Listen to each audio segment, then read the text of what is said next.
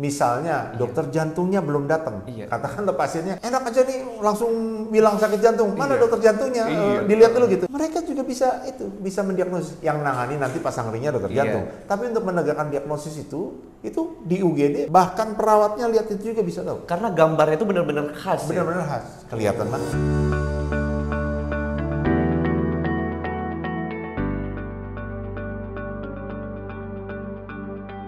Oke teman-teman semua, balik lagi di ngobrol seputar jantung dengan saya host kali ini Rin dan juga pastinya Dokter JJ. Makasih banget udah hadir kali ini dok. Ya. Iya, Okay. makasih banyak. Makasih Rin ya. Iya, kemarin kita udah bahas banyak ya dok ya, dari serangan jantung, dari ringnya juga, bahkan alternatifnya juga.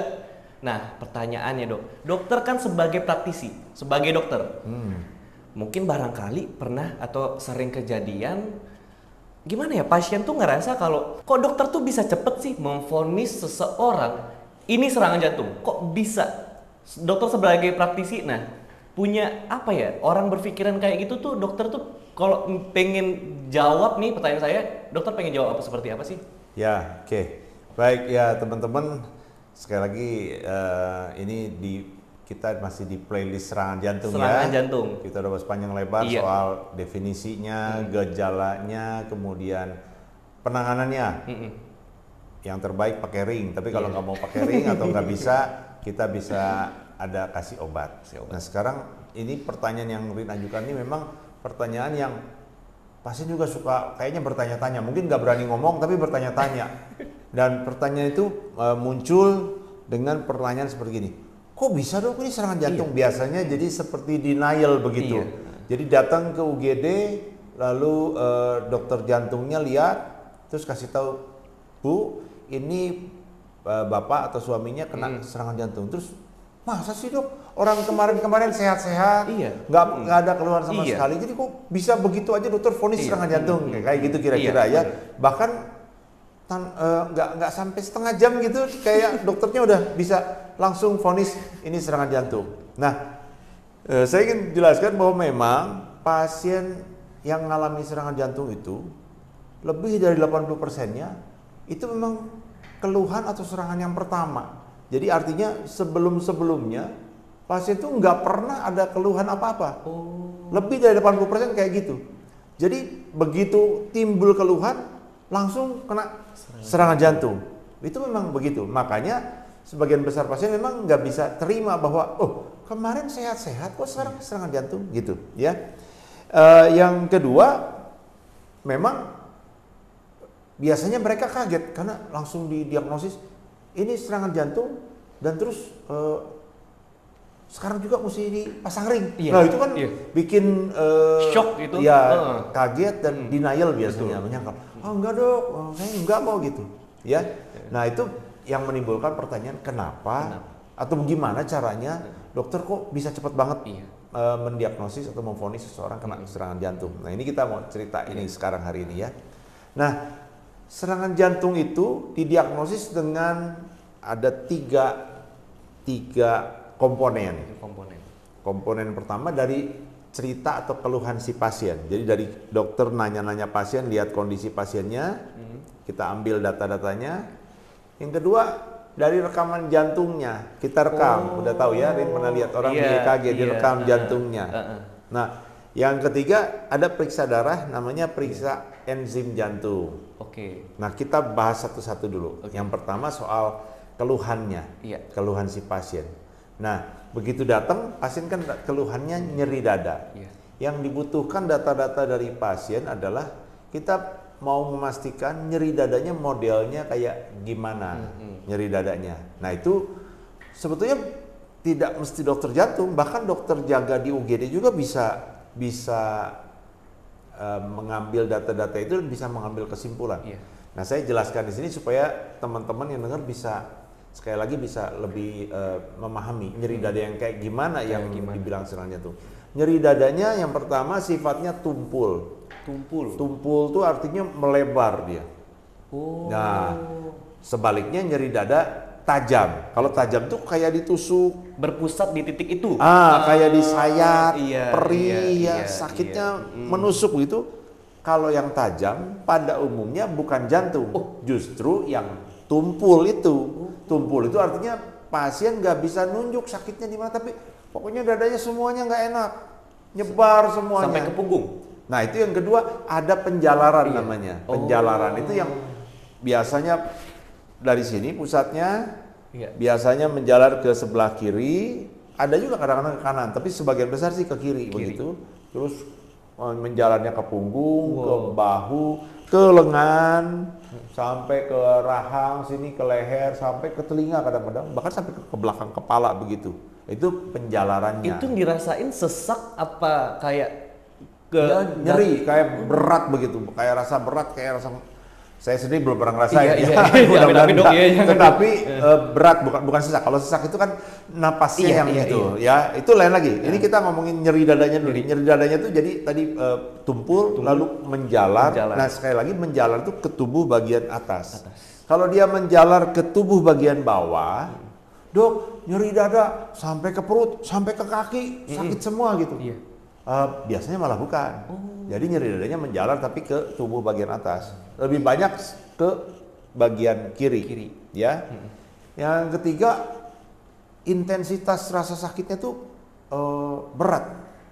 Jadi yang saya pernah cerita kemarin, kalau dikasih nilai 1 sampai 10, pasiennya akan bilang ini 10 nilainya. Karena sakit banget gitu ya. Nah, yang keempat durasinya.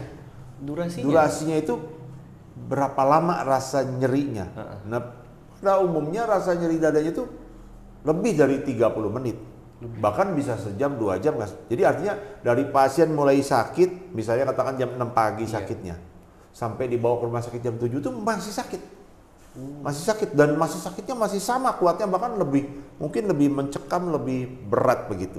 Jadi lebih dari 30 menit. Pada umumnya begitu. Jadi kalau nyerinya, kadang-kadang pasti suka nanya, dok saya sakit banget. Berapa lama? 1-2 detik gitu. Biasanya bukan, ya. Atau 1 menit dok, 2 menit gitu. Terus udah lewat gitu aja hilang gitu. Biasanya juga bukan kalau gitu. Jadi yang lama lebih dari 3, ini kita ngomong serangan jantung ya, lebih dari 30 menit biasanya. Lebih dari 30 gitu ya. Nah itu tanda-tanda dari si nyeri dadanya.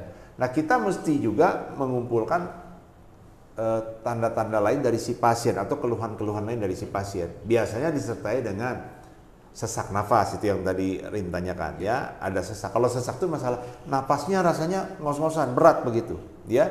Kemudian dia bisa lemes, bisa sampai nggak sadarkan diri. Itu nggak sadar kalau jantungnya berhenti berdenyut atau berhenti mendadak, henti jantung mendadak. Itu bisa tiba-tiba dia nggak sadarkan diri. Yang berikutnya bisa mual, muntah.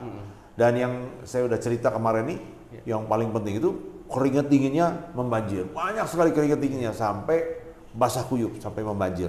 Nah kalau keluhannya seperti itu sudah hampir pasti itu kita ini serangan jantung. Bahkan belum periksa yang lain juga, kita udah menyangka ke arah sana.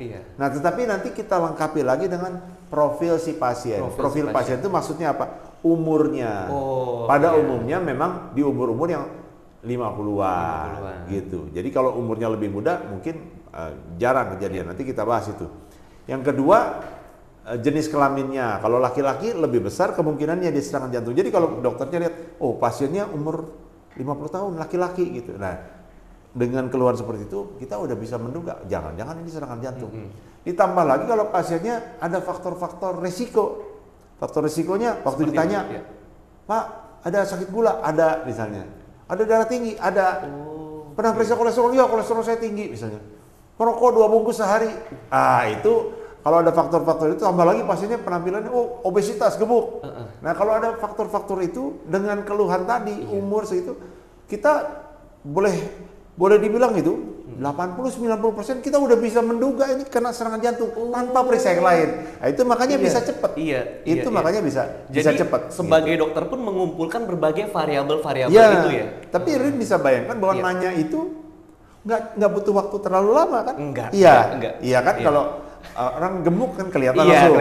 Kalau tanya tensi langsung, Bapak ada darah tinggi? Ada gula? Itu kan langsung dijawab. Jadi mungkin sekitar 5 menit aja kita udah bisa dapat datanya semua, kita udah bisa menduga ke arah ini jangan-jangan serangan jantung. Walaupun sebetulnya kalau Rin tanya ya, kalau kamu tanya, Emang sakit dada itu cuma serangan jantung? Iya. Enggak mesti sebetulnya. Kita punya beberapa kemungkinan penyebab nyeri dada orang sampai ke UGD. Penyebabnya apa saja? Bisa karena jantung, jantung juga bisa bermacam-macam. Mungkin nanti next video kita bahas itu ya. Tapi dari jantung juga bukan hanya serangan jantung, sakit jantung yang lain juga bisa menyebabkan nyeri dada yang mirip-mirip. Misalnya kalau selaput jantungnya ada meradang, nyeri dadanya juga kadang mirip-mirip gitu. Atau pembuluh darah di sini, pembuluh darah aorta namanya ada robekan, nyeri dadanya juga kadang-kadang mirip-mirip, saru-saru juga kita agak susah juga bedainnya. Ya kita tetap harus mempertimbangkan itu. Selain jantung, paru-paru juga bisa bikin nyeri dada. Berbagai macam hal di paru, misalnya ada infeksi, ada selaput parunya ada mengalami peradangan atau infeksi, ya itu bisa juga bikin nyeri dada. Dari pencernaan sini, dari lambung juga bisa nyeri dada kayak gitu, ya.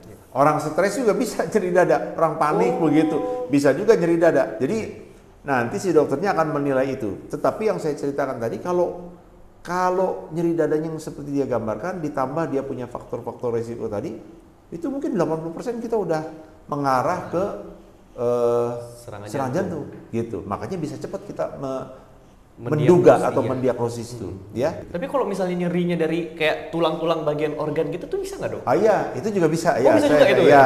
Jadi tulang, otot di sini, ya itu bisa nyeri dada juga itu. Atau infeksi, kadang-kadang ada penyakit herpes namanya, infeksi virus gitu. Itu nyerinya kadang-kadang kalau kalau herpes tuh ada kayak melenting gitu ya, ada keluar cairan gitu.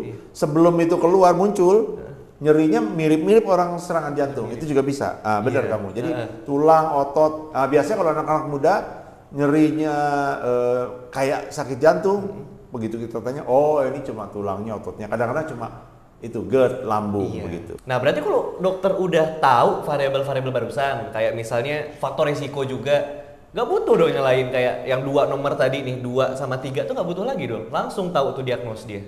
Oh, nggak gitu juga ya. Gitu juga, ya? Jadi yang pertama memang itu penting sekali, tapi untuk memastikannya, yang kedua ini penting, ini EKG. EKG itu direkam jantung, udah pernah lihat ya? Ini teman-teman yang nonton kan udah sering lihat direkam jantung. Rekaman jantung itu bisa memberi petunjuk yang betul-betul cepat gitu. Saat itu juga langsung kelihatan petunjuknya. Nah, rekaman jantung itu bisa memberi petunjuk apakah otot jantungnya dapat aliran darahnya normal atau kurang atau tersumbat sama sekali. Jadi nggak dapat makanan sama sekali. Jadi ototnya rusak semua. Itu EKG-nya tuh bisa memberikan petunjuk. Kalau normal ya normal gambarannya. Ada yang gambarannya menunjukkan ini otot jantungnya kekurangan aliran makanan. Kalau bahasa medisnya nanti kita tulis ya, iskemi atau iskemia atau iskemik gitu. Itu artinya otot jantungnya kurang makanannya. Kalau kurang berarti nggak sampai tersumbat total. Nah pada kasus yang serangan jantung itu kan tersumbat total pembuluh darahnya. Jadi otot jantungnya nggak dapat makanan sama sekali. Nah itu gambaran rekaman jantungnya juga khas itu, langsung kelihatan di saat itu. Nah itu rekam jantung itu sebentar. Jadi begitu pasien datang sambil ditanya-tanya, perawatnya udah bisa siapin tuh alatnya sambil dipasangkan bisa ditanya-tanya tuh. Itu nggak sampai 10 menit juga udah keluar rekamannya, langsung dikasih lihat dokternya. Jadi Rin bisa bayangkan nggak pasien datang kelihatan dadanya sakit, tiduran, langsung ditanya, langsung petugas perawatnya datang periksa, pasang alat, ya? Bisa begitu, pasang alatnya, langsung gambaran EKG keluar, sambil lihat ininya, sambil ngobrol, kita langsung tahu ini serangan jantung, karena gambarnya tuh khas sekali. Otot yang normal, gambarnya bagaimana itu normal. Kemudian otot, bukan normal otot, maksudnya aliran darah ke si ototnya tuh normal, cukup, itu gambarnya khas. Kalau aliran darahnya kurang, gambarnya juga khas, kelihatan langsung di rekamannya. Kalau aliran darahnya tersumbat sama sekali sehingga otot jantungnya nggak dapat makanan, juga gambarannya khas, langsung kelihatan saat itu juga. Jadi sebetulnya kalau saya tadi bilang 3 pemeriksaan, keluhan, rekaman jantung dan laboratorium ini, sebetulnya dengan 2 ini kita bisa langsung putuskan. Itu kalau dengan ceritanya tadi katakanlah 80-an%, kita yakin, ya kurang lebih begitu ya. Begitu ditambah rekaman jantungnya khas, Kita hampir 100% kita yakin ini serangan jantung, gitu. Bahkan sejujurnya saya kalau tanda petik ya, saya kayak bukan hanya saya, semua dokter jantung kita bisa semacam menduga atau kalau bahasa hari ini kayak bertaruh gitu. Iya, dari rekamannya itu kita ini pembuluh ini yang tersumbat. Yakin saya, pembuluh ini yang tersumbat. Dan itu ketika kita lakukan kateterisasi, masukin selang lalu dibikin gambarnya itu kelihatan. Nah, bener kan? Pembuluh ini yang tersumbat. Ya, nggak 100% tepat, tapi mungkin 80-90% tepat itu dugaan kita bahwa yang tersumbat itu gitu. Itu intuisi apa emang objektif? Bukan, objektif. Ada Karena dari gambarnya itu, gambarnya bisa memberi tunjuk. Tidak 100% selalu tepat, tetapi pada sebagian besar kasus, pada umumnya gambar itu sudah memberikan petunjuk kepada kita di mana yang tersumbat. Gitu. Oh, berarti benar-benar mendukung sekali gambar itu. Makanya proses gampang. itu ya. Ya, ini tujuan saya menjelaskan itu karena memang sering kali ada keraguan. Skeptis mungkin ya. Ya, dari pasien, keluarga pasien tadi itu karena dia sebelumnya kan belum pernah ada keluhan. Sehingga aneh. Oh, gampang banget sih dokter memvonis saya serangan jantung. Nah, ini cerita kita ini supaya pasien dan keluarga bisa ngerti bahwa itu memang nggak susah untuk secara medis maksudnya, nggak susah untuk menduga ke arah sana. Dari keluhan yang khas, dari profil pasien yang khas, ada faktor-faktor risiko yang jelas begitu. Begitu direkam, rekamannya langsung kelihatan. Dan saya mesti kasih tahu itu, rekaman jantung yang khas itu nggak perlu dokter jantung yang baca. Dokter umum, bahkan perawat yang udah berpengalaman di bidang pelayanan perawat pasien jantung, itu lihat itu mereka langsung tahu. Jadi makanya misalnya dokter jantungnya belum datang, katakanlah pasiennya enak aja nih langsung bilang sakit jantung, mana dokter jantungnya, dilihat dulu gitu. Mereka juga bisa mendiagnosis, yang nangani nanti pasang ringnya dokter jantung. Tapi untuk menegakkan diagnosis itu di UGD bahkan perawatnya lihat itu juga bisa tahu. Karena gambarnya itu benar-benar khas. Benar-benar khas, kelihatan banget itu. Ya, kita udah belajar.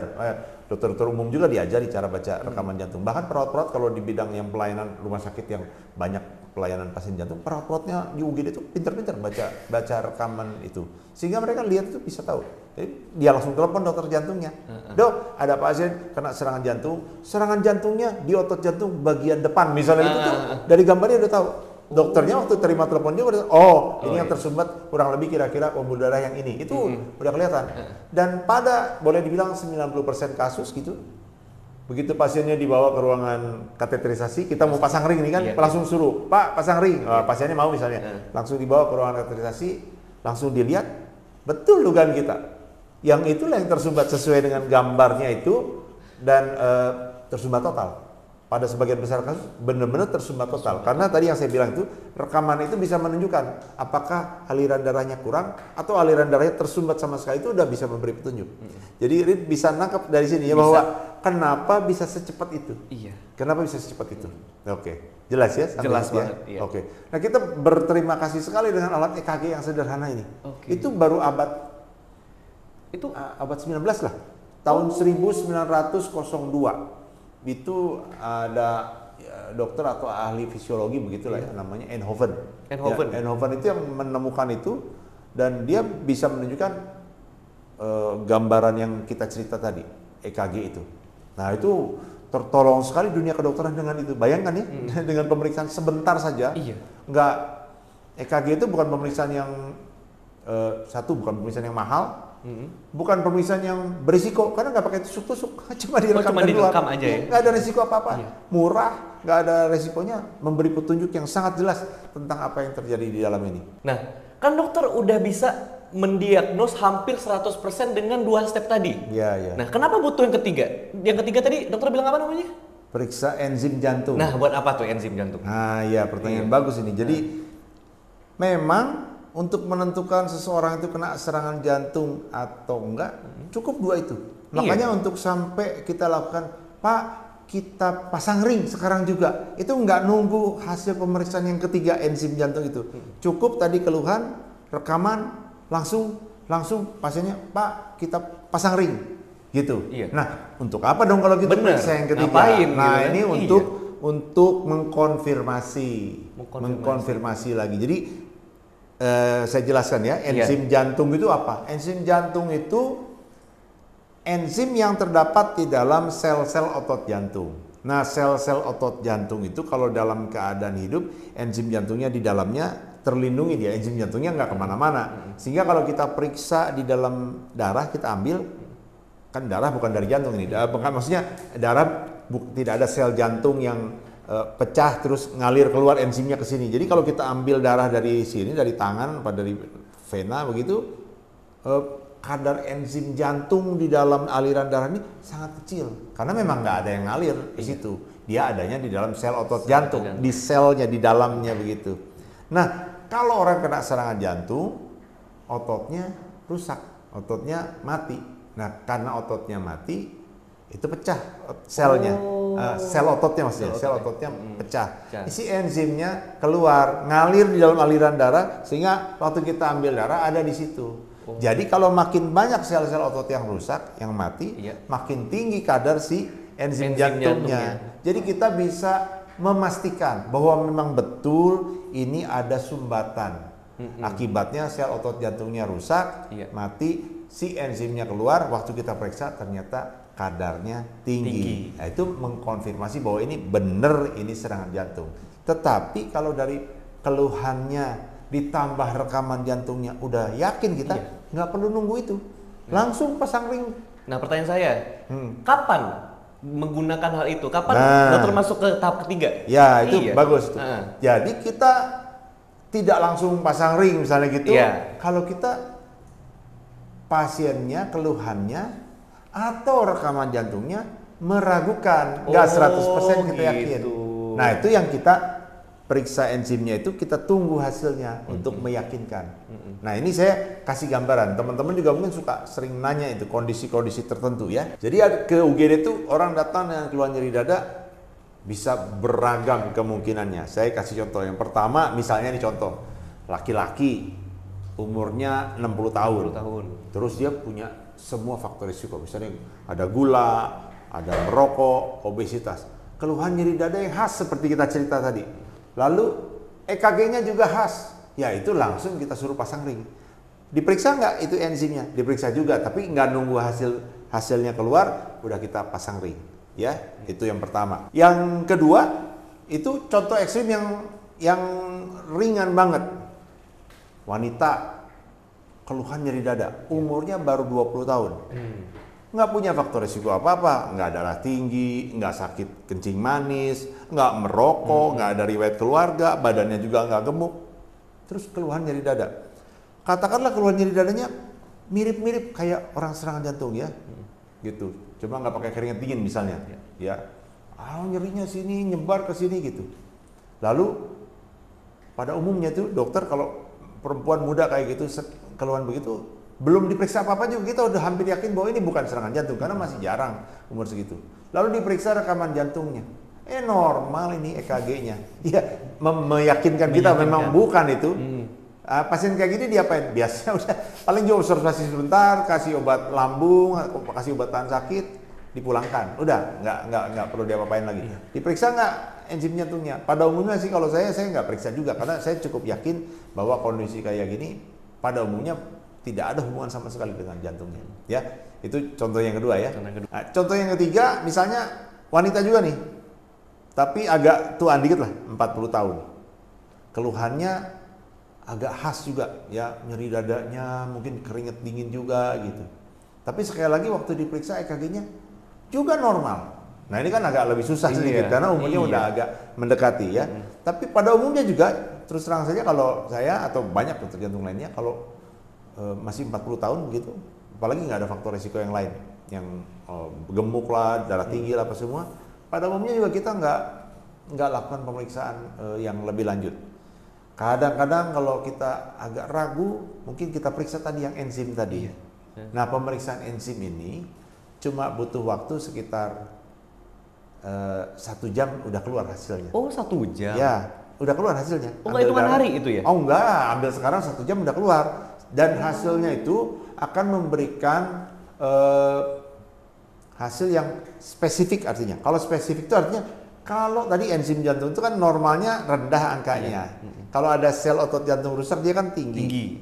Nah kalau dia angkanya tinggi, itu spesifik itu hampir pasti gara-gara di jantungnya ada masalah. Jadi kalau dia meningkat, kita memang langsung curiga, jangan-jangan ini ada hubungan dengan jantung. Jadi kalau kita agak ragu pun misalnya umur 40 perempuan tadi, kita periksa itu kadar enzim jantungnya. Jadi kalau dia meningkat, ya ini jangan-jangan memang arahnya ke serangan jantung. Dan pemeriksaan enzim jantung ini juga yang kalau yang terbaru sekarang ini itu sensitif juga. Sensitif itu artinya baru naik sedikit aja di darah, ya dalam 1-2 jam kita periksa udah naik tuh, angkanya udah meningkat. Kalau pemeriksaan tidak sensitif itu diperiksa kok nggak naik-naik karena dia nggak sensitif, nggak bisa mendeteksi. Kalau sensitif tuh dia bisa mendeteksi. Dari naiknya baru sedikit juga baru 1 jam serangannya, keluhan nyerinya baru 1 jam. Diperiksa udah naik dia. Nah kita bisa menduga oh ini jangan-jangan serangan jantung karena udah naik gitu. Nah itu kalau yang kayak gitu kita arahnya oh ini penanganannya serangan jantung. Contoh berikutnya dengan laki-laki. Nah kalau laki-laki kan lebih berisiko. Usia 55 tahun. Kemudian dia perokok gitu. Keluhannya lumayan khas kayak yang tadi kita ceritakan. Tapi EKG-nya nggak menunjukkan ada perubahan gitu. Nah yang kayak gini gimana gitu kan juga bisa kemungkinan begitu. Nah yang kayak gini kita periksa tadi yang kamu tanya, periksa enzim jantungnya di saat itu digunakan. Diperiksa mungkin semua pasien juga kalau kita ragu-ragu periksa aja. Nah kita periksa tunggu 1 jam kemudian kalau enzim jantungnya meningkat, nah itu mendukung ke arah serangan jantung. Kita patokannya dari 3 tadi itu keluhan, rekaman jantung sama pemeriksaan enzim itu 2 dari 3 itu memenuhi syarat itu udah kita bilang serangan jantung. Tidak harus tiga-tiganya. Kalau yang khas sekali pasti tiga-tiganya terpenuhi. Tapi kalau enggak 2 di antara 3 itu terpenuhi udah bisa. Dan kalau kita masih ragu-ragu juga karena pasiennya 55 tahun nih, ada faktor risiko perokok misalnya. Terus juga dia keluhannya juga khas gitu. Diperiksa 1 jam kok negatif, nggak ada peningkatan. Kalau kita masih ragu-ragu, pasiennya biasanya saya suruh rawat. Nah, jadi ini mungkin teman-teman atau Rin bertanya-tanya, kalau memang udah negatif kenapa disuruh rawat? Ngapain? Kita suruh rawat, kita yakinkan, kita evaluasi, kita ulang lagi nanti pemeriksaan itunya, enzimnya tadi. Berapa jam kemudian, biasa 4 jam atau 6 jam kemudian, siapa tahu tadi belum terdeteksi, nanti sekitar 4-6 jam lagi terdeteksi, udah naik. Rekaman jantungnya juga kita ulang, siapa tahu tadi belum berubah rekamannya. Yang saya bilang rekaman jantung bisa menunjukkan apa kurang nggak aliran darahnya. Tadi mungkin belum kelihatan, mungkin kalau kita ulang nanti kelihatan. Jadi dirawat itu untuk diobservasi sambil menunggu kepastian. Ini arahnya memang serangan jantung atau bukan gitu.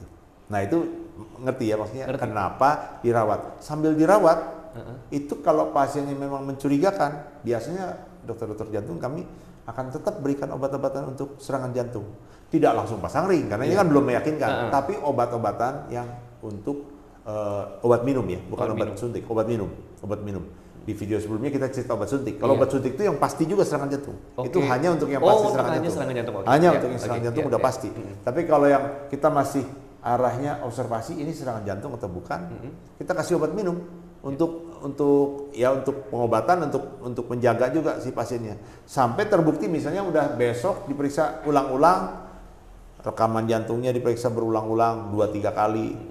Ambil darah diperiksa 2-3 kali, misalnya ternyata semuanya hasilnya negatif, hasilnya semuanya nggak menunjukkan serangan jantung, nah pasien biasanya boleh pulang, gitu, baru kita aman, ya udah obatnya nggak usah dilanjutkan, ini bukan serangan jantung, mungkin sakit lambung atau sakit yang lain. Itu penjelasan dokter gampang sekali dipahami, cuman coba berikan ya dok, lebih singkat lagi, lebih padat lagi, intisarinya, kalau dokter mau kasih kesimpulannya berarti gimana tuh dok, sebagai dokter? Kesimpulannya sederhana sebetulnya. Jadi tadi saya menjawab pertanyaan dari pasien atau keluarga pasien yang mungkin mereka nggak berani nanya, tapi bertanya-tanya sebetulnya dalam hatinya, dok, kok bisa sih secepat itu dokter memvonis suami saya sakit serangan jantung begitu. Nah dari penjelasan tadi cukup jelas bahwa kita bisa menduga ini serangan jantung dari gejalanya yang khas, dari profil pasiennya punya faktor risiko yang jelas. Kemudian dengan cepat juga kita bisa lakukan pemeriksaan rekaman jantung, sehingga dari rekaman jantung itu langsung kelihatan gambaran dari kondisi serangan jantung. 2 itu sebetulnya udah Iya. udah cukup untuk menegakkan diagnosis. Nah, kalau masih ragu bisa ditambah dengan pemeriksaan enzim jantung yang dia pemeriksaan yang sangat sensitif dan sangat spesifik. Sangat sensitif artinya baru naik sedikit aja itu kadarnya udah bisa terdeteksi. Dan sangat spesifik itu artinya kalau udah naik itu artinya memang serangan jantung itu artinya. Nah, dengan memadukan 3 itu nggak sampai 1 jam itu udah bisa kita tegakkan diagnosis. Jadi tidak perlu khawatir bahwa ini kok apa namanya Subjektif nih dokternya nih atau gitu ya. keburu-buru banget dong, tiba-tiba suruh pasang ring begitu aja gitu. Jadi itu jelas sekali bahwa kita memang menegakkan diagnosis memang secara medis tidak terlalu sulit untuk menegakkan diagnosisnya. Sangat jelas. Mungkin saya rasa kondisi serangan jantung adalah salah satu kondisi di mana penegakan diagnosis bisa dilakukan dengan cara yang sangat cepat. Dibandingkan dengan kondisi yang lain, misalnya apalah penyakit yang lain ya, yang berat, minta maaf misalnya kalau kanker gitu, kan butuh waktu lama, diambil, dibiopsi, lalu dikirimkan ke lab, nanti 2-3 minggu lagi baru keluar misalnya itu ya, itu makan waktu lebih lama. Kalau serangan jantung sangat cepat kita bisa putuskan. Oke dok, udah dijelasin banget secara struktural semuanya udah lengkap. Jadi itu bikin saya yang sebelumnya tuh kayak, ini dokter kenapa sih kok bisa cepet banget? Subjektif nih gimana nih? Ternyata memiliki banyak tahapan dan variabel juga yang dikumpulin supaya dapat kesimpulan kalau itu serangan jantung atau bukan. Jadi bener-bener mencerahkan banget. Terima kasih juga sama dokter JJ juga udah menjelaskan semuanya. Nah teman-teman semua nih, kita udah ngobrol cukup lama, jadi teman-teman semua juga bisa nge-share mungkin ke teman-temannya juga, bahkan sanak saudara yang membutuhkan, supaya kita bisa membantu dan menyelamatkan nyawa juga dengan video ini. Jadi kita juga berbagi bersama. Nah teman-teman juga kalau misalnya ingin mengikuti playlist dari ngobrol seputar jantung bisa klik di bagian sini, dan jangan lupa juga untuk next video kita pastinya di subscribe dan nyalakan lonceng notifikasinya supaya tidak ketinggalan tentang video-video kita selanjutnya. Jadi untuk teman-teman semua dan dokter JJ, terima kasih atas waktunya. See you in the next time.